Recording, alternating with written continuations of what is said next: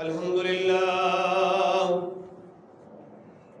لله نحمده ونستعينه ونستغفره ونؤمن به ونتوكل عليه ونعوذ بالله من شرور أنفسنا ومن سيئات أعمالنا من يهده الله فلا مضل له ومن يضلله فلا هادي له ونشهد أن لا إله إلا الله وحده لا شريك له ونشهد أن سيدنا محمدا عبده ورسوله قال عليه الصلاة والسلام فإن أصدق الحديث كتاب الله وخير الهدي هدي محمد صلى الله عليه وسلم وشر الأمور محدثاتها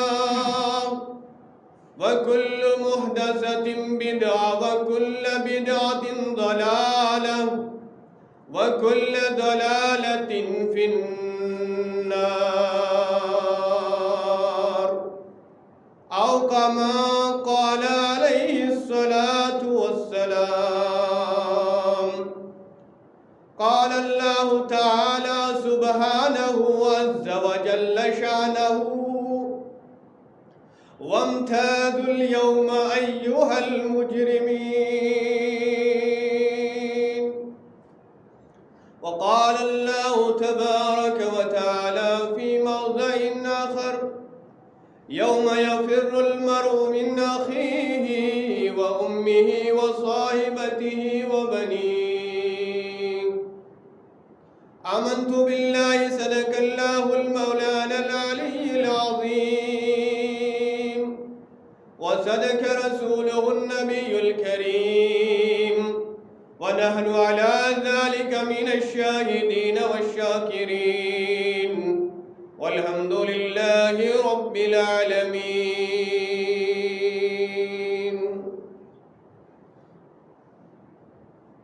قابل صدر احترام بزرگوں، نوجوان ساتھیوں، گزشتہ جمعہ میں نے آپ کے سامنے اس چیز کو وضاحت کے ساتھ بیان کیا تھا کہ اولاد کے بچوں کے حقوق کیا ہیں والدین پر. آج کے اس جمعہ میں ہم ایک اہم موضوع پر بات کرنے جا رہے ہیں جو قرآن مجید کی جو تعلیمات ہیں وہ بنیادی طور پر 3 موضوعات پہ مشتمل ہے، 3 ٹاپکس پہ مشتمل ہے. اس میں ہے توحید، رسالت اور آخرت. آج کے اس خطبے میں ہم آخرت کے بارے میں جاننے کی کوشش کریں گے کہ اسلام میں پرلوک کے بارے میں، آخرت کے بارے میں، یا آنے والی اس دنیا کی زندگی کے بعد جو آنے والی زندگی ہے، جو آنے والا جیون ہے، وہ زندگی کیسے گزرے گی اور اس زندگی میں کیا حالات پیش آئیں گے. ہم دیکھتے ہیں کہ دنیا کے اندر بہت سارے مذاہب پائے جاتے ہیں اور ان مذاہب کے اندر مشہور مذہب جو ہے یا زیادہ پائے جانے والے تعداد کے اعتبار سے جو زیادہ مذاہب ہیں ان میں سے 3 مشہور ہیں تعداد کے اعتبار سے. ان میں سے پہلے نمبر پہ عیسائیت، کرسچینٹی آتی ہے، الحمدللہ دوسرے نمبر پہ اسلام اور تیسرے نمبر پہ ہندوازم آتا ہے. لیکن اس کے بعد بھی بہت سارے مذاہب ہیں جو دنیا کے اہم مذہبوں میں شامل ہیں. اس میں سے ایک مذہب ہے یہودی مذہب. آج ہم جاننے کی کوشش کریں گے کہ دنیا میں جو مختلف مذاہب پائے جاتے ہیں ان میں پرلوک کا کیا نظریہ ہے، یعنی اس دنیا کو چھوڑ جانے کے بعد، مرتیو ہونے کے بعد، مرنے کے بعد انسان کے ساتھ کیا ہونے والا ہے، اس کے تعلق سے ہم ان مذاہب کی روشنی میں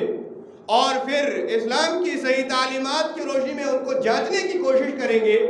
کہ صحیح نظریہ اور صحیح آئیڈیالوجی کیا ہونی چاہیے۔ ہم جب دیکھتے ہیں، جیسے دنیا میں ہم دیکھتے ہیں ایتھیزم، یعنی وہ لوگ جو اللہ سبحانہ و تعالیٰ کا بھی انکار کرتے ہیں اور جو کسی مذہب کو بھی نہیں مانتے ہیں، جو ملحد ہیں، جو ناستک ہیں، ان کا یہ کہنا ہے کہ کھایا پیا مرے ختم ہو گئے، یعنی اس جیون کے بعد، دنیاوی زندگی کے بعد کوئی زندگی نہیں ہوگی۔ اس چیز کو قرآن کریم نے بھی بیان کیا ہے۔ قرآن کریم نے بھی 3 نظریات بیان کیے ہیں جو دنیا میں پائے جاتے ہیں، اور وضاحت کے ساتھ بتایا ہے کہ دنیا میں جو مختلف لوگ رہتے ہیں ان کے یہاں آخرت کا کیا نظریہ ہے۔ قرآن کریم نے ملحدوں کے بارے میں بتایا، جو ملحد ہیں، جو یقین نہیں رکھتے اللہ سبحانہ و تعالیٰ پر، ان کے بارے میں فرمایا کہ وہ کیا کہتے ہیں۔ جو ملحد ہیں وہ کہتے ہیں وَقَالُوا مَا هِيَ إِلَّا حَيَاتُنَا الدُّنْيَا نَمُوتُ وَنَحْيَا وَمَا يُهْلِكُنَا إِلَّا الدَّهْرُ وَمَا لَهُم بِذَلِكَ مِنْ عِلْمٍ إِنْ هُمْ إِلَّا يَظُنُّونَ۔ اللہ سبحانہ و تعالیٰ فرماتے ہیں کہ وہ لوگ جو پرماتما پر، جو پرمیشور پر، جو ایک بھگوان پر یقین نہیں رکھتے ہیں، جو ملحد ہیں، جو ناستک ہیں، وہ یہ کہتے ہیں کہ ہم جو مرتے ہیں اس عمر کے ختم ہو جانے کی وجہ، ہماری عمر، ہماری ڈیٹ ایکسپائر ہو گئی تو مر گئے ہم لوگ، اب اس کے بعد ہماری کوئی زندگی نہیں ہوگی، ختم مسئلہ۔ لیکن اللہ سبحانہ و تعالیٰ فرماتے ہیں کہ وَمَا لَهُم بِذَلِكَ مِنْ عِلْمٍ، کہ ان کا یہ جو ان کی بات ہے، یہ کہنا کہ ہماری عمر ختم ہو گئی، ڈیٹ ایکسپائر اور ختم ہو گئے ہم، یہ جو علم ان کے پاس ہے، یہ علم کی بنیاد جو ہے یہ غلط ہے، یہ صحیح نہیں ہے ان کا کہنا، بلکہ وہ کیا کرتے ہیں اِنْ هُمْ إِلَّا يَظُنُّونَ، بس اٹکل بچوں کی باتیں، ایک اندازہ لگا رہے ہیں، حالانکہ حقیقی علم ان کے پاس نہیں۔ یہ تو ان لوگوں کا کہنا ہے جو ناستک ہے، جو اللہ سبحانہ و تعالیٰ پر یا کسی بھی طرح خدا پر، پرمیشور پر یقین نہیں رکھتے، وہ ڈائریکٹلی انکار کر دیتے ہیں، ڈینائی کرتے ہیں کہ اس زندگی کے بعد کوئی زندگی نہیں۔ اس کے بعد ہے الحمدللہ بہت سارے مذاہب ہیں جو ایشور پر یقین رکھتے ہیں، جو اللہ پر یقین رکھتے ہیں، لیکن اس کی ایشوریتا میں، اللہ سبحانہ و تعالیٰ کی ذات میں دوسروں کو شریک کرتے ہیں، دیوی دیوتاؤں کو اس کا شریک بناتے ہیں، یا پتھروں کو اس کا شریک بناتے ہیں، جانوروں کو اس کا شریک بناتے ہیں۔ جبکہ اگر ہم مطالعہ کرتے ہیں دنیا کے مذہبوں کا، اور اگر ہم اس مذہب کا بھی مطالعہ کرتے ہیں جن کے یہاں 33 کروڑ دیوی دیوتا ہیں، 33 کروڑ خداؤں کو مانتے ہیں، ان کے مذہب کا بھی اگر ہم مطالعہ کرتے ہیں، وہ بھی یہی کہتا ہے۔ اگر ہم بھگوت گیتا پڑھتے ہیں، بھگوت گیتا کے اندر چیپٹر نمبر 7 منتر نمبر 20 کے اندر، شلوک نمبر 20 کے اندر یہ وضاحت کے ساتھ بیان کیا گیا ہے، اور اسکون جو انٹرنیشنل کرشنا کانشیسنس کی ایک تنظیم ہے، اس کے جو لیڈر رہ چکے ہیں سوامی پربھو پدا جی، انہوں نے بہترین ٹرانسلیشن اس کا انگلش میں کیا ہے۔ اس منترا کا وہ ترجمہ کرتے ہیں، وہ کہتے ہیں all those peoples whose intelligence power has been stolen by the material desires worship demigods، کہ وہ تمام لوگ جن کی بدھی کو میٹیریل نے، مادے نے چرا لیا ہے، جو دولت پرست ہو گئے ہیں، وہی لوگ دیوی دیوتاؤں کی پوجا کرتے ہیں۔ یہ میں نہیں کہتا، یہ سوامی پربھو پدا جی نے کہا ہے، اور بھگوت گیتا کی ٹرانسلیشن کرتے ہوئے کہا ہے، اور یہ صحیح ترجمہ انہوں نے کیا۔ یعنی اگر ہم مطالعہ کرتے ہیں دوسرے مذاہب کا بھی، وہ بھی یہی کہتے ہیں کہ پوجا اور ورشپ کا، عبادت کا اگر کوئی مستحق ہے، وہ صرف اور صرف ایک اللہ ہے، ایک ایشور ہے، اس کے علاوہ کسی کی عبادت، اس کے علاوہ کوئی اپاسنیہ نہیں ہے، اس کے علاوہ کوئی پوجیہ نہیں ہے۔ لیکن افسوس کہ جس طریقے سے مسلمانوں کے اندر بھی بہت ساری بدعات آ گئی ہیں، بہت سارے غلط رسوم و رواج آ گئی ہیں، اسی طریقے سے ہمارے جو ہم برادران وطن ہیں جن کا مذہب سناتن دھرم کہلائیے یا شاشوت دھرم کہیے یا ہندو مذہب کہیے، ان کے اندر بھی بہت ساری چیزیں غلط داخل ہوئی ہے جو ان کی کتابوں میں موجود نہیں ہے، جو ویداس کے اندر موجود نہیں ہے۔ اسی لیے ان کا جو آخرت کا نظریہ ہے وہ تبدیل ہو گیا، وہ اصل چیز سے تبدیل ہو گیا۔ جب ہم ویدات کا مطالعہ کرتے ہیں تو وید میں ہمیں ملتا ہے، چاہے رگ وید کا مطالعہ کریں آپ یا یجروید کا مطالعہ کریں، اس میں ہمیں سورگ اور نرک کا تذکرہ ملتا ہے، یعنی جس کو ہم جنت یا جہنم یا عربی میں کہتے ہیں۔ صرف زبان کا انتر ہے، زبان کا فرق ہے، بات وہی ہے جو قرآن مجید میں اللہ سبحانہ و تعالیٰ نے فرمائی ہے یا جو ویدات کے اندر آئی ہے۔ لیکن چونکہ ویدات سے ہمارے بھائی الگ ہو گئے، ان کا تعلق اس سے نکل گیا، جیسے آج کے مسلمانوں کا حال ہے، جیسے وہ قرآن کو نہیں جانتے، اسی لیے ہمارے بھائی جو برادران وطن ہیں وہ ویدات سے کٹ گئے۔ اسی لیے ان کے اندر جو آخرت کا جو ویدک ایج میں آخرت کا جو نظریہ تھا وہ صرف اور صرف سملر تھا قرآن اور سنت سے، لیکن جب وہ اس سے کٹ گئے تو ان کے یہاں ایک ایسا عقیدہ آئے جو عقل کے بھی خلاف ہے اور جو ان کے مذہبی بنیادی کتابوں کے بھی خلاف ہے اور جو شریعت اسلامیہ کے بھی خلاف جاتا ہے۔ ان کے یہاں جو اب عقیدہ آیا ہے پرلوک کے بارے میں وہ یہ ہے کہ جب انسان مرتا ہے تو وہ پھر دنیا میں آتا ہے اور اپنے کرم کی وجہ سے، یعنی کہ مثال میں دوں گا، بہت ساری تفصیلات ہیں، کون کیا کرے گا پھر اس کو کیا بنے گا۔ 80 یونیوں میں اس کو دوبارہ اس دنیا میں آنا پڑتا ہے، یعنی 80 بار اور کئی ہزار بار اس کو دوبارہ دنیا میں جنم لینا پڑتا ہے، پھر وہ پھر سے کئی انسان پیدا ہوگا، لیکن دنیا ہی میں ہوگا، آخرت واخرت جنت جہنم کچھ نہیں ہے۔ لیکن یہ ان کا اپنا عقیدہ ہے، ویداس کا یہ عقیدہ، ویدوں میں یہ عقیدہ نہیں ہے۔ کہنے کا مطلب یہ ہے ان کے یہاں جو عقیدہ ہے وہ یہ ہے کہ جب انسان مرتا ہے تو اپنے عمل کی وجہ سے اس کو پھر دنیا میں لوٹایا جاتا ہے، یعنی اگر اس نے کوئی برا عمل کیا تو اس کو ٹماٹر بنا دیا جائے گا، یہ مذاق نہیں ہے، میں صحیح کہہ رہا ہوں، یا اس کو گدھا بنا دیا جائے گا، یا بھینس بنے گی، یا کتا بنے گا، یا مرغی بنے گی، یا گائے بنے گی، یعنی دنیا میں ہی واپس آئے گا، اس دنیا کے بعد اس کو کوئی دنیا کوئی آخرت نہیں ہو۔ یعنی یہ غلط نظریہ ہے۔ اگر ہم یہ مان لیں کہ دنیا کے اندر ہی واپس آتے ہیں انسان، میں آپ سے سوال ایک کروں گا کہ دنیا میں اس وقت برائیاں زیادہ ہے یا اچھائیاں؟ تو ظاہر سی بات ہے یہی کہا جائے گا اس وقت برائیاں زیادہ ہیں۔ تو برائیاں زیادہ ہیں، اس کا مطلب زیادہ دنیا کے اندر جانور ہونے چاہیے تھے۔ کیوں؟ کیونکہ ہم مانتے ہیں کہ انسان یہ شریر چھوڑنے کے بعد اپنے عمل کی وجہ سے جانور یا گدھا یا کچھ بھی بن جاتا ہے، تو دنیا کے اندر پھر جانور زیادہ ہونے چاہیے تھے، لیکن ہو کیا رہا ہے، انسان بڑھ رہے ہیں الحمدللہ، لیکن جانور اور باقی جاتیاں کیا ہے، ایک بیلنس میں کم ہے۔ اور دوسری چیز یہ عقل کے خلاف جاتا ہے، اس کا مطلب ہم اپنے ہی پروجوں کو کھا رہے ہیں۔ کوئی ٹماٹر کھا رہا ہے، اس کا مطلب وہ کسی زمانے میں کیا رہا ہے، اس کا دادو رہا ہوگا، اس کا باپ رہا ہوگا، اس کی چچی رہی ہوگی۔ تو یہ نظریہ جو ان کے اندر آیا ہے یہ غلط نظریہ ہے، اس کا تعلق ان کی بنیادی مذہبی کتابوں سے کچھ نہیں۔ تو میں آپ سے یہ کہہ رہا تھا کہ مختلف مذہبوں میں مختلف نظریے پائے جاتے ہیں آخرت کے بارے میں،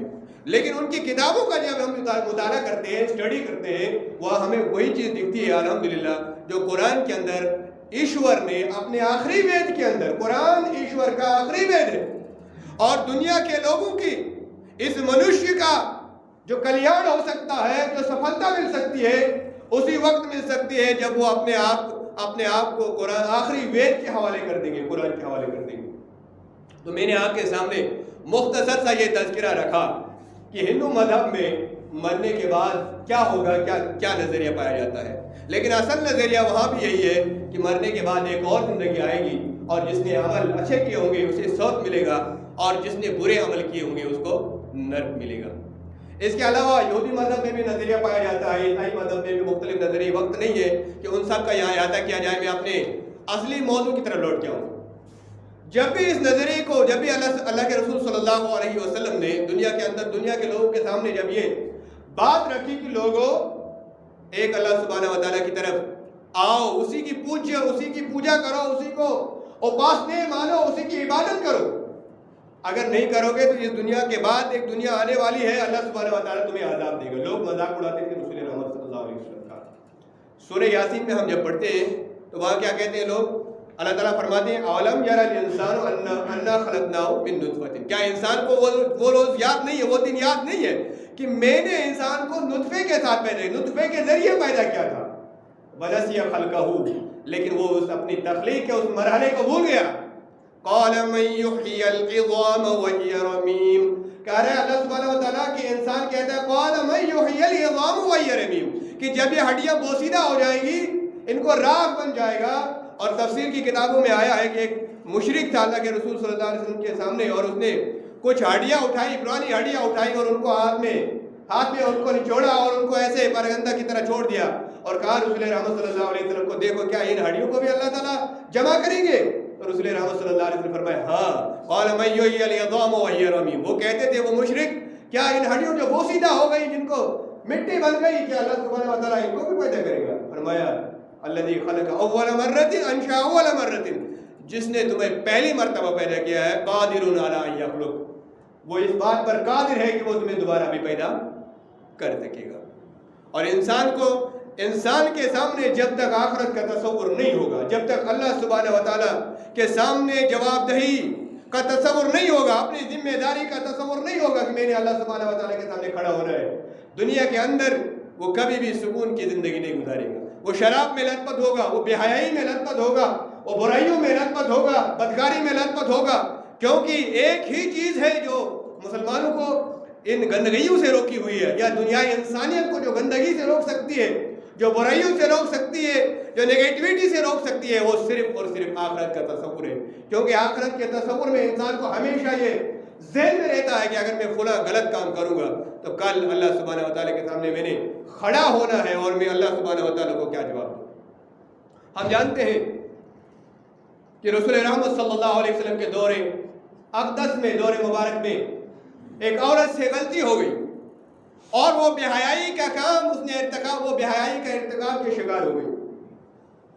अब रसूल रहमत सल्लल्लाहु अलैहि वसल्लम कुछ पता नहीं, किसी को कोई पता नहीं कि उसने बेहयाई की है, उससे गलती हो गई है, लेकिन आखिरत के तसव्वुर उस खातून के अंदर जो अल्लाह सुब्हानहू व तआला का खौफ था, जो खशियत थी, गलती तो हो गई उसको बशरियत की बुनियाद पर, इंसान होने की हैसियत से, लेकिन उसने अपनी गलती को नहीं छुपाया। वो रसूल रहमत सल्लल्लाहु अलैहि वसल्लम के पास आए और फरमाया, नक्किनी या रसूल अल्लाह सल्लल्लाहु अलैहि वसल्लम, मेरे रसूल रहमत सल्लल्लाहु अलैहि वसल्लम, ए हमारे नबी, हमको पाक कर दीजिए, हमसे गलती हो गई है। रसूल रहमत सल्लल्लाहु अलैहि वसल्लम ने कहा, जाओ और जब आप वादे हमल हो जाए, जब आपका बच्चा रोटी खाने लगे तब आना, और फिर उस औरत को रज्म कर दिया गया। यहाँ हर इंसान की फितरत में है ये कि मौत से इंसान को डर लगता है। कौन इंसान चाहेगा फांसी के फंदे पर चढ़ना? कौन इंसान चाहेगा कि उसका रज्म किया जाए, उसका संसार किया जाए? लेकिन हाँ, जिस इंसान के अंदर जहन्नम का खौफ होगा, जन्नत की उम्मीद होगी, अल्लाह सुब्हानहू व तआला के रहमत का वो उम्मीदवार होगा, ज़रूर वो इंसान अल्लाह सुब्हानहू व तआला के लिए गोलियां खाना भी बर्दाश्त करेगा, रजम करना भी बर्दाश्त करेगा, और फांसी के फंदे पर चढ़ना भी बर्दाश्त करेगा। यह आखिरत का तसव्वुर ही था जिसने उस औरत को रसूल रहमत सल्लल्लाहु अलैहि वसल्लम के दरबार में हाजिर किया और उस औरत को रजम कर दिया गया। और फिर जब उसका जनाजा था, थोड़ा सुन लीजिए, बुखारी के अंदर ये हदीस मौजूद है, फिर जब उसका जनाजा था, मैं नाम नहीं लूंगा, किसी साहबी ने कहा कि भाई ये औरत बदकार थी, उससे ऐसा काम करता है। पता है रसूल रहमत, आपको मालूम होना चाहिए कि रसूल रहमत सल्लल्लाहु अलैहि वसल्लम ने क्या कहा। रसूल रहमत सल्लल्लाहु अलैहि वसल्लम ने कहा, इस औरत ने ऐसी तौबा की है कि मदीना के 70 लोगों पर यह तौबा भारी होगी। और वो मदीने की आबादी उस वक़्त, सहाबे किराम उस वक़्त मदीने में उमर बिन खत्ताब रज़ियल्लाहु तआला अन्हु जैसे सहाबी रहते थे, खालिद बिन वलीद जैसे बहादुर सहाबी रहते थे, अबू बकर सिद्दीक़ रज़ियल्लाहु तआला अन्हु जैसे बुजुर्ग और बरतर और अज़मत वाले इंसान रहते थे। उस दौर में उनके सामने अल्लाह के रसूल सल्लल्लाहु अलैहि वसल्लम फरमाया कि इस औरत ने ऐसी तौबा फरमाई है कि अगर ये तौबा मदीने के 70 बुजुर्गों और 70 सहाबा में तकसीम की जाएगी, वो वसी हो जाएगी, उन सबको अपने घेरे में लेगी। अगर हम बुराइयों से बचना चाहते हैं, अगर हम अपने दिल को सुकून देना चाहते हैं और अल्लाह सुब्हानहू व तआला की रहमत के उम्मीदवार होना चाहते हैं और कल क़यामत के दिन रुसवाई नहीं चाहते हैं, रुसवा होना नहीं चाहते हैं, तो हम लोगों को आखिरत का, हमेशा आखिरत का तसव्वुर हमारे पास होना चाहिए। जब क़यामत बर्पा होगी या क़यामत से पहले जिस वक्त इंसान की रूह कब्ज़ की जाती है, रसूल रहमत सल्लल्लाहु अलैहि वसल्लम ने फरमाया, जिस वक्त इंसान की रूह कब्ज़ की जाती है, जो नेक इंसान होता है, उसके सामने फरिश्ते आते हैं, बहुत सारे सफ़ेद पोश फरिश्ते आते हैं उसके सामने। जैसे शादी होती है ना, तो बारात में बहुत सारे लोग आते हैं, اسی طریقے سے جو نیک آدمی ہوتا ہے اس کے سامنے بہت سارے فرشتے آتے ہیں اور پھر موت کا فرشتہ اس کے سر پر کھڑا ہوتا ہے اور اس کی روح نکالتا ہے. اللہ کے رسول صلی اللہ علیہ وسلم نے فرمایا جو نیک انسان ہوتا ہے اس کی روح کو اس کی جسم سے ایسے نکالا جاتا ہے جیسے مشکیزے سے پانی قطرے قطرے بہتا ہے. مشکیزہ کہتے ہیں چمڑے کا بنایا جاتا تھا. پہلے ایک چمڑے کا ایک ایسی چیز بنائی جاتی تھی جس میں پانی رکھا جاتا تھا. اس میں سے جس طرح پانی ٹپکتا ہے اس طریقے سے ایک نیکوکار ایک متقی پرہیزگار کی جان نکالی جاتی ہے. اس کو ہم ایسے بھی سمجھ سکتے ہیں کہ اگر ہم نے آٹا گوندھ لیا ہم نے اور اس میں بال گر گئے, کوئی بال ہمارا گر گیا اس آٹے کے گوندھا ہوا آٹا ہے, اس کو ہم نکالیں گے آٹے سے بڑے آرام سے نکلے گا. لیکن جو انسان بدبخت ہوتا ہے, اللہ سبحانہ و تعالیٰ ہمیں بچائے, جو انسان اللہ کا نافرمان ہوتا ہے, مشرک ہوتا ہے, کافر ہوتا ہے, اس کی جان کیسے نکالی جاتی ہے. اللہ کے رسول صلی اللہ علیہ وسلم نے فرمایا جب موت کا فرشتہ اس کے سامنے کھڑا ہوتا ہے اس کی روح جو ہے وہ بھاگنے لگتی ہے, پورے جسم میں بھاگنے لگتی ہے اور پھر اس کو جسم کے ہر عضو سے کھینچ کر نکالا جاتا ہے اور تڑپ تڑپ کے اس کی روح نکالی جاتی ہے. اللہ سبحانہ و تعالیٰ ہمیں سکرات الموت سے محفوظ فرمائے. یہ میں نے آپ کے سامنے یہ حدیث سنائی کہ کس طریقے سے نیک بخت انسانوں کو اور کس طریقے سے بدبخت انسانوں کے روح یہاں سے نکل جاتی ہے. جب قبر میں اس کو لٹایا جاتا ہے,